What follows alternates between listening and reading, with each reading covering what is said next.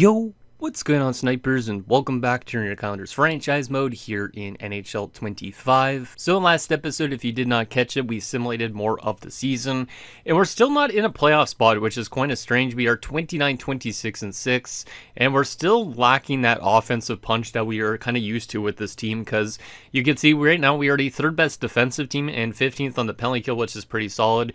But in terms of goals for per game, we are 28th in the NHL and 24th on the power play. So definitely not getting enough offense from our team, which means obviously that making a trade is probably something we need to look to do to basically try and get our offense to do stuff. Because if our defense is playing good like that all season long and we start finding more goal scoring support, we should be able to win more games. So likely we're going to be trying to make a trade to hopefully give us a better chance to score more goals. Is it going to be sacrificing ice time for some of these young guys? Probably.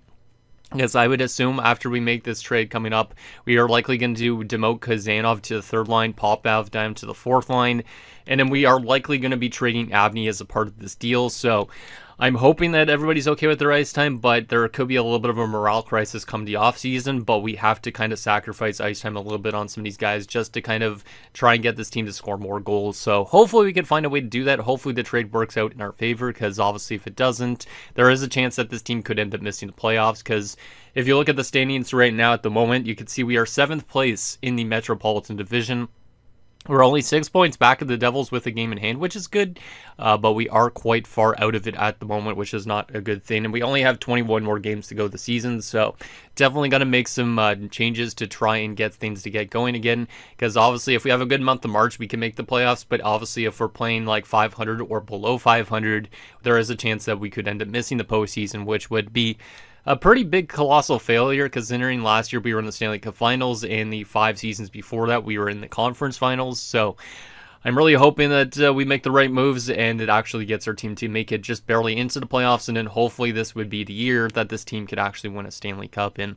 But anyways, before we simulate the rest of the 2043-44 season, let's get in you guys' comments and see if you guys have anything interesting to suggest, and then if our team can make it into the postseason or not, because I really hope we can. I'm really kind of nervous that that trade might not even work out in a sense, but if it does, it would be very good for this team, obviously. So the first and only comments from Sound Otaku says, Abney in the second for Belchets is a pretty low risk deal. If it works out, you're golden. If not, you didn't lose much in the way of assets, and that's kind of true. Giving up Abney in a second rounder really doesn't impact us that much, because Abney's an enforcer. He does have top 6 potential, but he isn't going to become the most insane top 6 forward in the world if he does get development, because he is an enforcer. He's 79 overall and listed as a third line checking forward at 23. And you can see he's definitely not doing much offensively for us. 3 points in 53 games. Definitely more of a full-on enforcer. So by getting him out of the lineup and bringing in somebody like Belchets to help us score more goals, definitely a low risk, I would say. Obviously, I'm not too sold on moving Popov down to the fourth line, really, but it might have to happen. And I'm really hoping that he doesn't lose morale, because that, like, obviously, if he loses morale, it could stunt his growth a little bit, but we might have to take a little bit off of some of these guys in terms of their ice time, just to make sure it's kind of spread around quite well. We also might change up our defensive pairings a little bit more, but we know that right now guys like Lindsay aren't really happy with their ice time, so I'm hoping that that kind of fixes itself a bit. Aside from that, though, we have a good enough team that we should be a playoff team, so hoping that we make the right call by doing this trade. So let's get into that trade, and then we'll probably sim past the trade deadline. We might actually jump into the trade deadline just to see if there's any other moves we could do, but I think for the most part, the Belchets deal is the only really one that we could do that might make sense. So if we go to find trade here, I believe it wasn't St. Louis. Was it Winnipeg? I'm trying to remember what team Belchets was on. He was a left winger. What team was it again? Was it St. Louis? No, it wasn't St. Louis. Where? Oh, there he is. Seattle. I know he played for St. Louis and Winnipeg in the series, but yeah, this is what Belchets is looking like, just in case you guys forgot. As you can see, he's a decent left wing power forward. He is 35 years old, so it's not necessarily a guy that's going to continue to grow for this team. He's going to be probably like a one-season guy with this roster. He's got very good shot power and accuracy and all that. Like, he's a 5-star shooter, so I think by bringing in him, he should help us in terms of goal scoring. He also does have 22 goals this season. Quite a few years back, though, he was a 40-goal scorer at one point, so he might be actually pretty good with this team if he fits well enough in our top 6. Now, he's never won a Stanley Cup before, which is interesting, it looks like, so I don't really know too much if he's going to be a huge playoff performer, but hopefully he could get it done for our team. So if we go to there, go to find trade, there was some other offers that were interesting to us too, potentially like Gove and Lindsay and stuff like that, but obviously we're not trying to trade away Lindsay right now, maybe in the offseason, maybe if we want to get Savage more ice time. But the one that makes the most sense, obviously, out of these deals is this Abney in a second. Like I said, Abney's not going to do much for us offensively because he is an enforcer.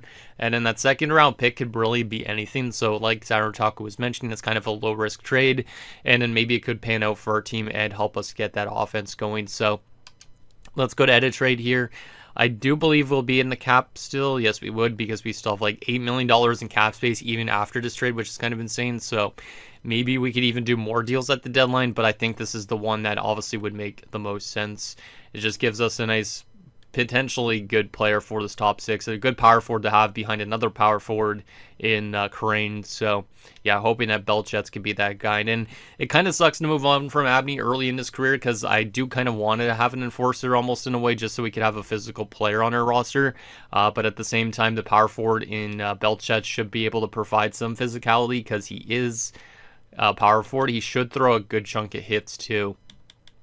Yeah, 100 plus hits in the season, so he will bring some physicality, he'll bring some goal scoring, and he won't just bring physicality like Abney does. So let's do this deal with Seattle. I don't know why Seattle wants to get rid of Belchets, because they are above 500 at the moment, but for some reason they want to do this deal. So let's make this deal with Seattle and send them Abney and a second round pick. So welcome aboard to Ethan Belchets. He has now joined your New York Islanders. Let's go to roster moves here. Ragnarsson lost morale because of losing Abney. Same with Lindsay. Looks like Abney was a well-liked player on this team. But there is multiple morale changes for acquiring a star player in Belchets. So let's hope that Belchets could be that star player for our team in that top 6. It does look, like I said, to move Popov and Kazanov down, but they aren't huge offensive players right now anyways. So let's do that, and then we'll put Belchets in this spot and make sure he's getting power play time too, of course. But he does make that top 6 a lot nicer. You can see he's actually a pretty good fit for this team too. So that's going to also hopefully help this team a bit. So before he joined us, he had how many points? 50 points in 62 games. So it's going to be interesting to see what he does just with us. So power play, I guess he would go on our second power play unit. We will probably have to take youngster Dempsey off the power play, which I don't really like too much. But once again, we need to get Belchets ice time too. We don't want him to complain, so Belchets will get power play time. Maybe he could get that power play going too, because it hasn't been super good this season. And then we'll take Dempsey off both power play units, unfortunately. But we'll double check and make sure he's maybe on a penalty kill or something. Like, I know he's a sniper, but maybe he needs some more ice time, so his penalty killing job for him might be okay. Which he's not right now on a penalty kill unit. I don't really know if there's actually a way for me to give him some penalty kill time. I guess if I took Russell out, but I don't really know if I want to do that, so I guess we'll go with that. Maybe we'll give Dempsey some 4-on-4 ice time or something like that. So we'll go to the third unit. Actually, Lehman's in that spot already. Goddamn, we have way too many star players in that sense. Like, I think there's definitely going to be some people losing morale due to ice time, but we have to kind of take that just because we need to make our team much better offensively, and that's why Belchets was brought in here. He's actually almost like a perfect fit for the second line too. So if he doesn't retire, maybe we'll hold on to him, but I wouldn't mind getting guys like Kazanov and Popov more time again next season. Aside from that, though, I don't really know exactly how else we'll hold on to Belchets. I mean, if Belchets drops off to a third-line scoring forward in the offseason, maybe that's a guy that we could kind of hold on to a bit. But really depends on, I guess, how he does here first and foremost. So with that said, let's advance into the trade deadline and just see if there's any other options out there. Because the only other thing I would be thinking about potentially doing is basically getting rid of Lindsay, just so our defense has people kind of happy with their ice time. Strombolopoulos is kind of close and stuff like that to the NHL too, but Savage technically should be playing on that top 6. He is currently a healthy scratch as a 22-year-old, which is not ideal. So, I'm trying to think if I already want to move on from Lindsay or not. I do like Lindsay's defensive play at times.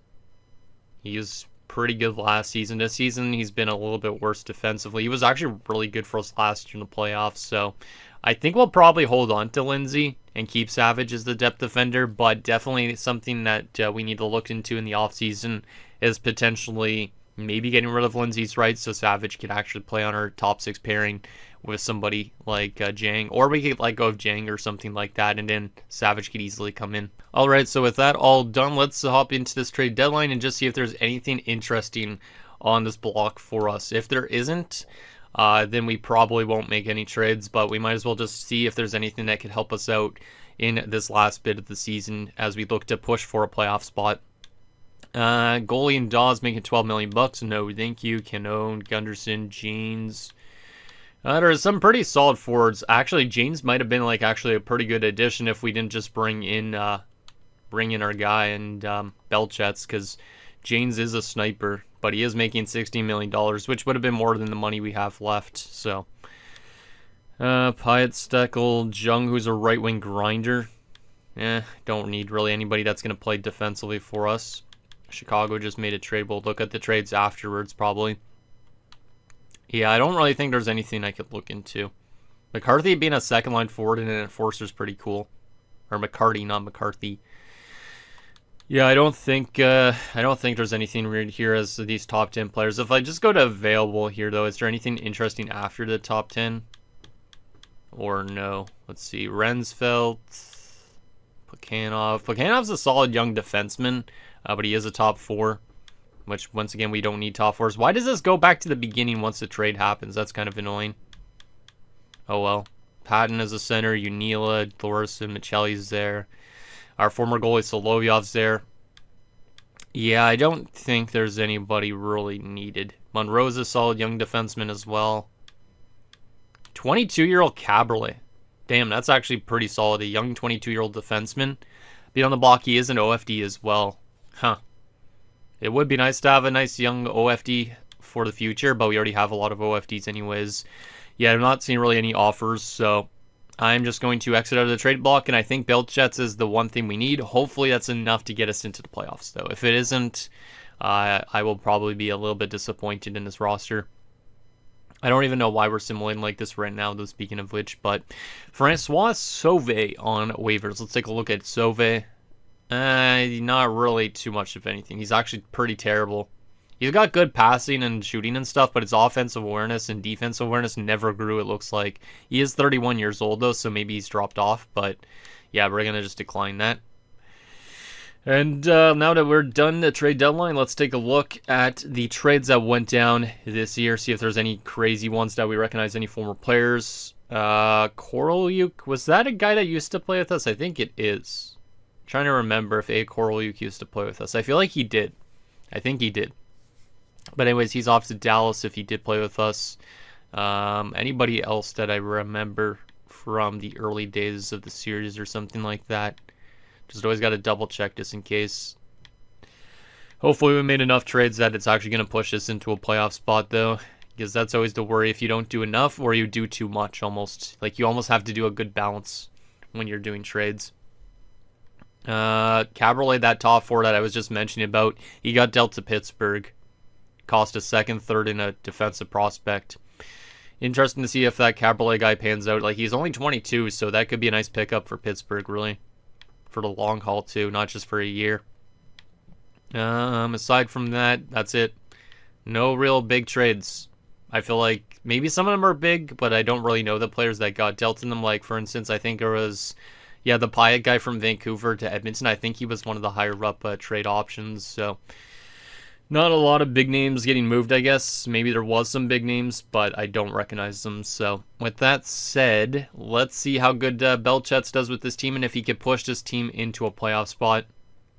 Also, just to keep note, 28th in goals for right before this trade. 24th on the power plays. So if they improve on those positions, we know that our power play and our goals for per game actually got better with the acquisition of Belchets. So let's do maybe like a week at a time, because obviously if we lose too many games, we're going to miss the playoffs. So let's hope that this team could go 4-0 this week. We have Buffalo, St. Louis, Chicago, New Jersey, and then we play at Buffalo again in a week. So let's see if we could get 4 wins here this week. Buffalo, to start it off, is going to be A 6-2 victory. Nicely done, guys. And Carlton has been injured with a neck strain. He's out for only 10 days, but that's still a kind of a substantial blow to our defensive core at this point. Let's just go replace player on that.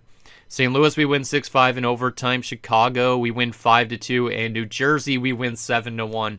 The team has definitely found their offense, I'd say, in those 4 games. So I definitely think Belchets is already making a difference. Maybe it's other players on the team too, but that week alone, we scored 5+ goals in every single game. So this is our team finding that offensive punch that it's been lacking all season. We're only 2 points back now of the Rangers for that wild card spot. The Devils are also right there too, but they have a game on us. So let's go through another week. We got 2 games against Montreal. Actually, 2 games. That's actually the week afterwards. Never mind.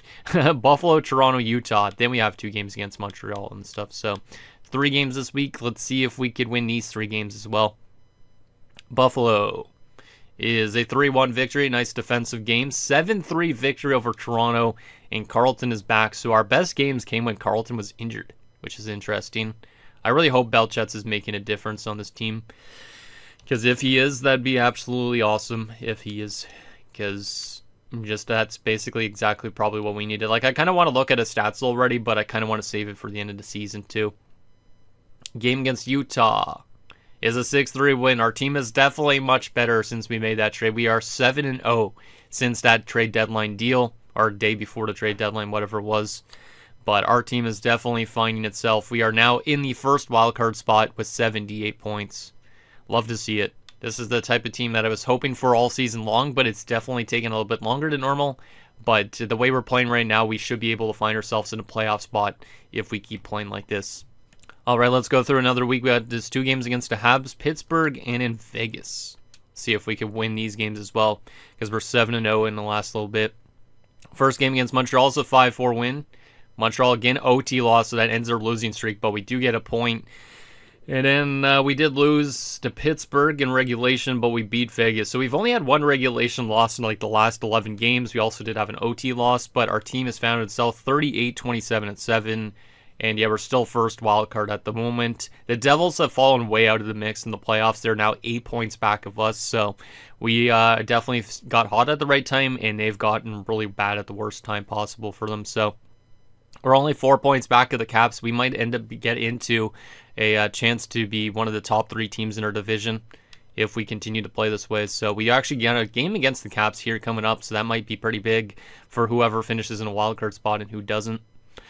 Let's go through these 3 games. Washington, Ottawa, and Nashville. Let's see if we could beat these 3 teams. Washington on the road is going to be an OT loss. That's still a point. Ottawa's a regulation win, and Nashville is a regulation win. We are still in that first wildcard spot. We are still 5 points back of the Caps, but definitely been a lot better that month. Like after last episode, we were on like a losing streak, but in this episode so far, we only have 1 regulation loss in the month of March other than the ones from before. So, and then 2 OT losses. So we're getting points in every single game pretty much, which is very, very good to see.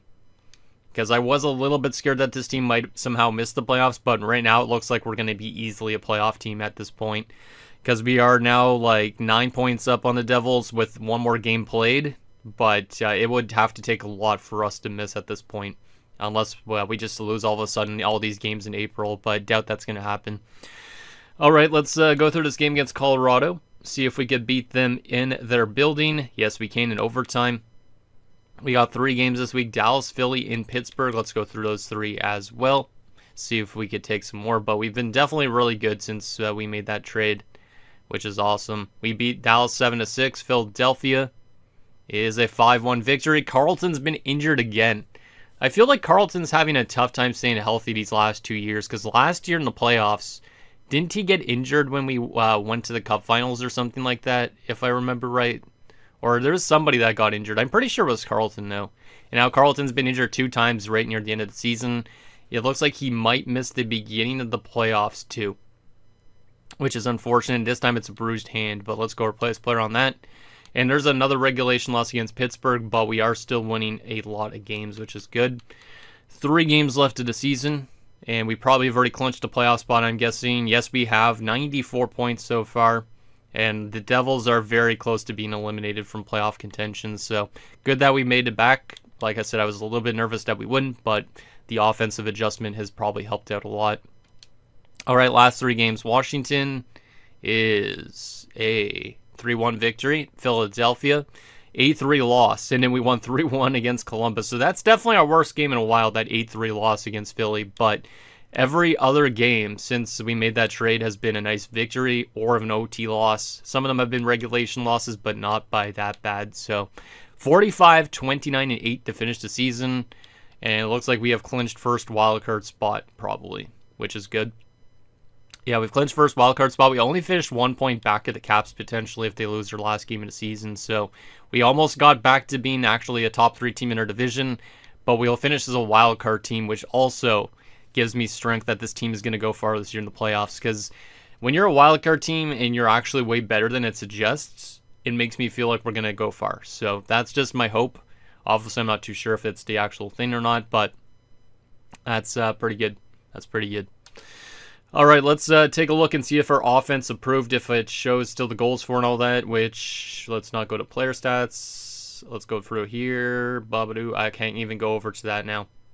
Okay, we'll just go to team standings then. We'll do the shortcut because that's what we want to see. And I didn't want to actually take a look at the stat leader on their team yet. But our offense, even though it was bad at the beginning of the season, it might have improved a bit. Mäkinen led the team on 75 points, though, in 82 games, which means if our offense improved, maybe we have good depth scoring, but we do not have a guy that's really knocking the world out in terms of points. So let's anyways go to this and see if our offense improved at all. It used to be the 28th best offense in the league. So anyways, in terms of the entire NHL, we finished where?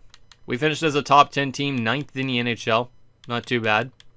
Goals for per game, we scored 3.22. We got way better offensively.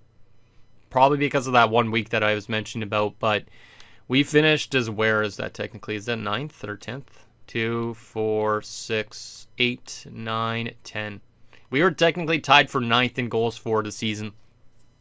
So we were 28th in goals for, but our offense drastically improved after that deal for Belchets. Since we were a top 10 offensive team and we didn't have anybody over point per game, that makes me think our depth scoring is fantastic. So goals against per game, we are the best defensive team in the NHL. That is awesome to see, because that means the youngsters in Nicholas and Komatov aren't taking a step back at all, which is fantastic. We might have a Vezina Trophy winning goaltender on this team potentially, unless those other teams do, but that's really good to see. So top 10 offense, very good defense for a wildcard team. I definitely think we could go far this year based on that. Our power play at 16.4% looks like it also improved maybe a bit after Belchets' trade. But obviously our power play is still not the craziest in the world. And then our penalty kill at 87.5% is a top 10 penalty kill. So I do really like our defensive play first and foremost. 23, 15, 3 on home ice, 22, 14, 5 on the road, 7, 2, 1 in our last 10 games going into the playoffs.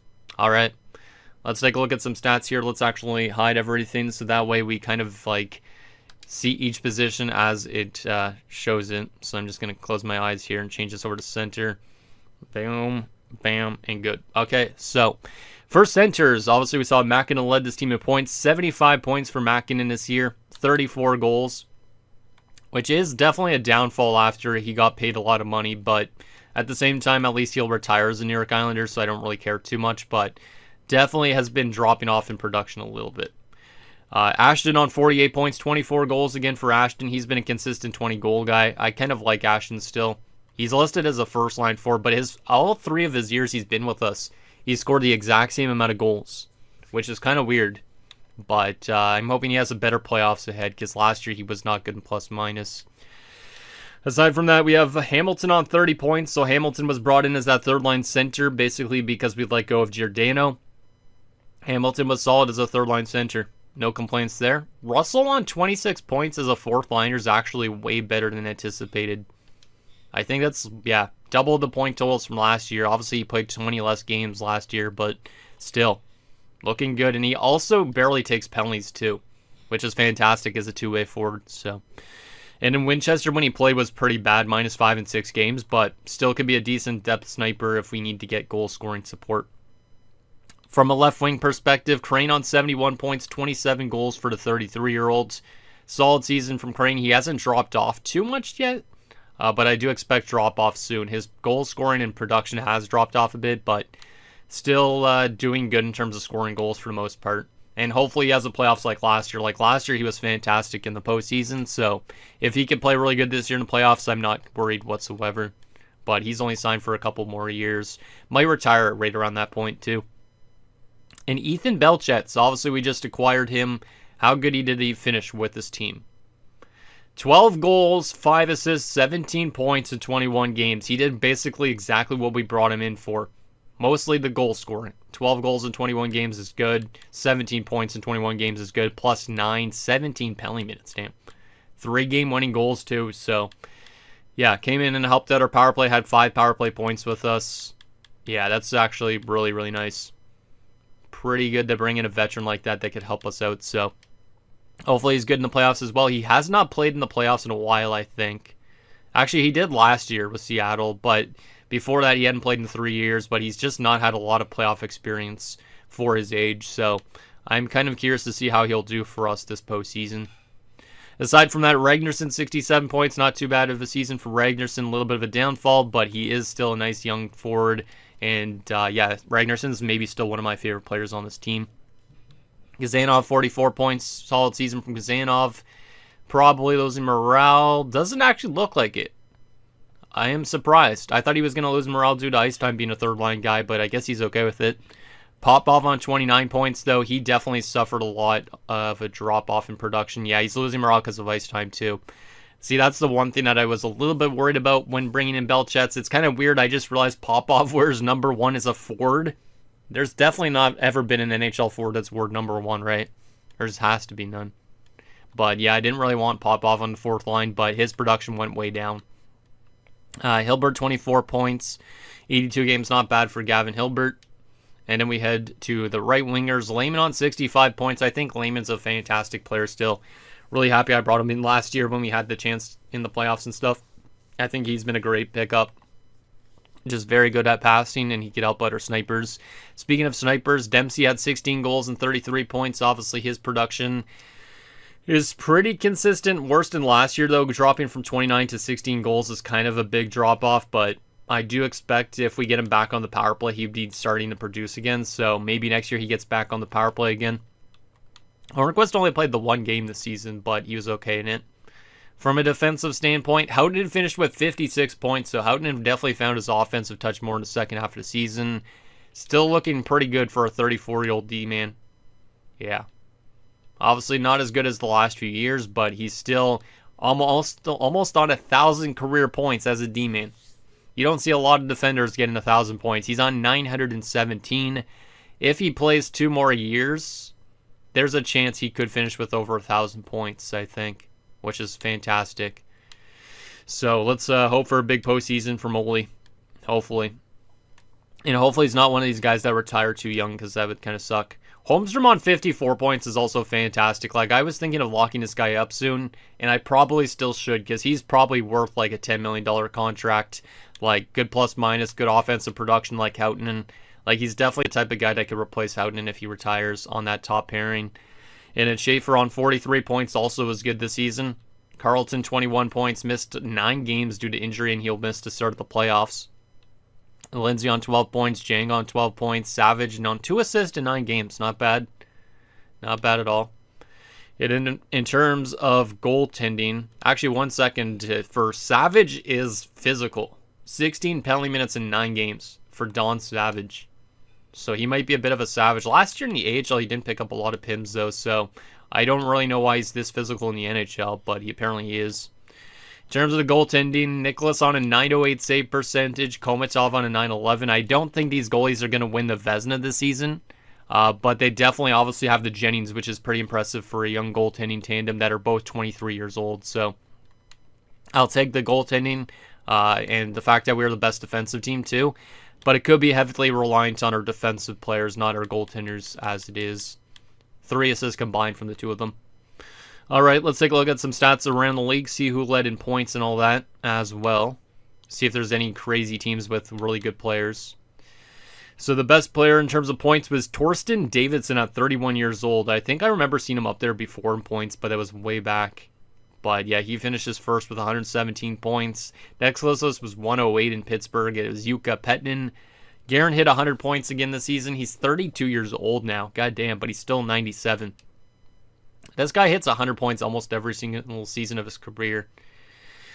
The Rangers are definitely still a threat having him in the lineup. And then there's also this young guy in Trent Oshie. Actually, he's not young, 31 years old. He's probably playing with Davidson. Quincy Wallace is up there still in points. It's crazy how good he's been since leaving us, but he's playing with Guerin.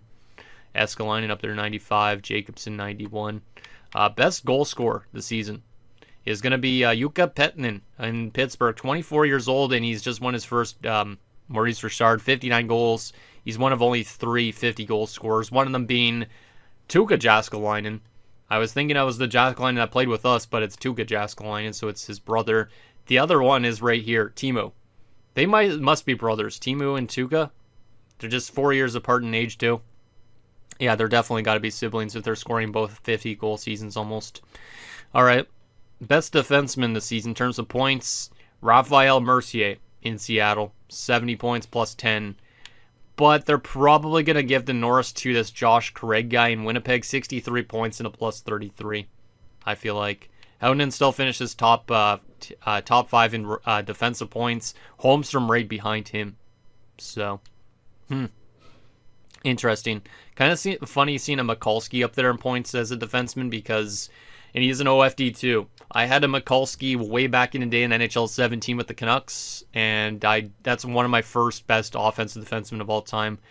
I feel like I drafted him in a late round pick as well, and it was harder to draft back in those games, and he was a beast, but his name was Vince, not Peyton, so just a little tidbit if you ever guys go back to watch my NHL 17 videos that, Vince Mikulski, I think his name was in Vancouver. He was an animal. Also shout out to like Albolene and whatever else was in that series because I don't really remember too much about that series other than all the cups I won. In terms of goaltenders, Toby Dawes in Anaheim best in terms of wins with 44 wins. God damn. Most shutouts, 4 people tied with 7. Tobias Grellinger, what's your name? Chuck Yablonski, Pedro Hainsey, our former goalie, and then also Richard Prindis, was it? Yeah, Richard Prindis. Best save percentage by a starter is going to be this Sjogren guy. Jorgen Sjogren, 921 save percentage through 60 games, despite having a 22-7 record. Like, he was like 500 his record, but he was very good in save percentage. And in goals against, it's going to be Dawes with the 2.61. They might give it a Dawes based on the goals against and also the amount of games played and wins. Any goalie goals this season for fun? The answer is nope. Most assists is going to be Michel Giroux in Ottawa with 6 assists as a goalie. Damn, that's a lot of assists. And the best rookie in terms of points this season, Colby Esch of the Colorado Avalanche. And then you also have Pedro Manning in New Jersey up there too.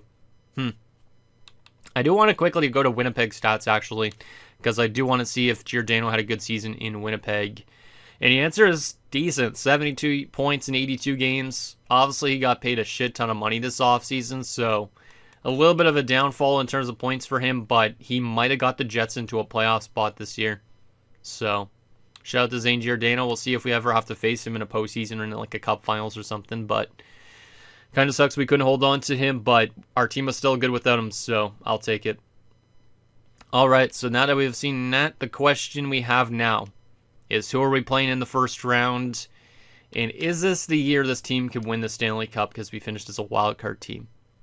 The team we're going to be playing in round 1 is going to be the Florida Panthers, who finished 48-26-8 this season, so that they have home ice advantage.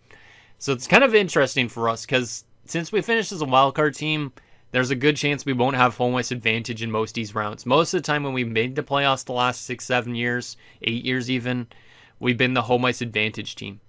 This time around, we're on the other side, so maybe this could work in our favor in a way. That'll be interesting. But anyways, comparison during the regular season, in case you guys didn't see, they finished 7th in goals for per game. We finished 10th, so pretty similar offenses. We were the best defensive team. They were the second best defensive team. We were 13th on the power play. They were 4th, so they have better power play than us. And in special teams, their penalty kill was 2nd. Ours was 7th. So they're a very strong team all around. And we were pretty much a solid offensive team, very good defensive team. And that's maybe it. So this could be an interesting matchup. Very much could be. Like the best two defensive teams in the league playing each other. Like we could end up having games that end up just at 2-1 or something like that. So let's take a look at their roster. Then we'll take a look at their player stats from the season too, just to see their point leaders. But it's been a while since we've played Florida in the series, I feel like. Or maybe we've never played them because they obviously... I don't know if we've ever finished in a wildcard spot and made the playoffs. I can't remember. But I don't know if we've played Florida. Maybe we have, but it's been a long time if it has been. So this is what Florida looks like. They have a top line of Travis Seadoo, Tommy Fiddler, and JC Burnett. Wasn't he a franchise at one point? Maybe? I don't know. So that's a really good top line. Second line has Frederick Goddard. They also do have Tate Wall and Jose Nevins. So that top 6, aside from Nevins and Wall, is really, really nasty. Wall and Nevins, though, probably produce good because they're next to Goddard, my guess. But who's to say? Third line, Rudy Cracknell, Tim Beagle, and Tarek Parasak is still playing. Or however you pronounce his last name. And a fourth line is Zane Vallette. I feel like I've seen this guy somewhere. Maybe with Chicago. I honestly don't know. Where did I have seen this dude? Montreal? Yeah, it was maybe Montreal that I've seen him in. I just recognized the name from somewhere. Torsten Franzen and Damian Wallace. Interesting. So that forward group is pretty good. They don't really have too much weakness. I guess maybe you could say this is a weakness, all this area. But they do have 4 really good players in that top 6. From a defensive standpoint, because they are a defensive first team, they have a good defensive core. And it doesn't have a superstar on it, but they do have good depth on it. And I can see why they're good defensively. They have Mikhail Chubarov, Brandon Dundas. Robert Enqvist. I've definitely seen that guy somewhere. Yeah, Montreal, I thought so. I've definitely seen him in Montreal when we went to the conference finals or something like that. I feel like I recognize him from that. They also do have Dean Monroe. That name maybe sounds familiar. Oh, he was a trade deadline acquisition. He was on Seattle, that's right. He was one of those young defenders getting flipped, yeah. Okay, so he used to be a teammate of Belchatz's. So that's interesting. Young defenseman they brought in. And their top 6 pairing has Emmanuel Duclair. I think I recognize him too. Maybe not. And they also have Ricardo Girardi. All right, so that defensive core, like I said, doesn't have a stud on it, but Monroe that they added is a nice piece. That defensive core is definitely good, and I could see why they simulated such good defensively. Like, they're the second best defensive team. We're number 1. And then goaltending-wise, they do have a good goaltender that we've never played before. Keith Pronger. Well, career-long Florida Panther. I don't think I've ever seen him before. So we must have never played Florida. At least in the last decade plus. But yeah, he's a really good regular season goaltender. And .911 career save percentage. Playoff-wise, and some solid times like last year where he was 1-4 but had .930 save percentage. But the 2 years before that, not so much. Did get out of the first round though with those save percentages, so he was drafted second round. Damn, that's a pretty good steal. He did win a Vezina trophy actually recently too, which I don't even remember. And their backup is former Islanders backup goaltender that we had at one point, if you guys remember him, J.C. Hatcher. We had him way back in 2039.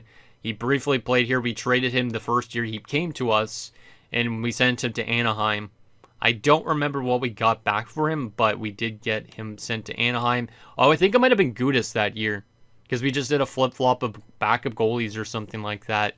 And then he ended up going to Florida the year afterwards and has been with them ever since. He's been very solid.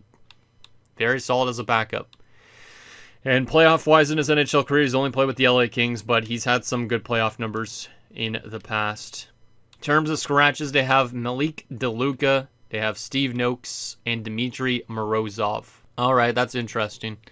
I don't really know what to make of their team. Like, I know that they're a good defensive team their season, but they do have some offensive threats too, so I could see them scoring goals, but I could also see them playing very locked down defensively, and their goaltenders playing good too. So this could be a really chessmate type of style series. Like, it could be the first one to score a goal wins the game. Could be as simple as that, or it could be games going to overtime every single time, something like that.